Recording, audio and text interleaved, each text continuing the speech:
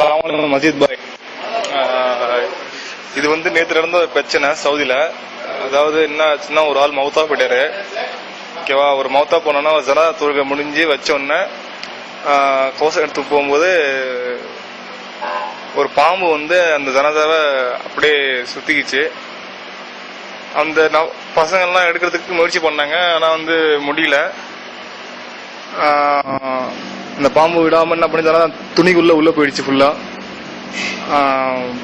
அப்புறம் வந்து ஒண்ணுமே பண்ண முடியாம என்ன பண்ண திறந்து பார்த்தோம்னா அந்த ஆளோட வந்து மூஞ்சி வந்து ஃபேஸ் வந்து ஃபுல்லா பிளாக் ஆயிடுச்சு. ஆக்சுவலி அந்த ஆள் வந்து ஒயிட்டு ஃபுல்லா பிளாக் ஆயிடுச்சு.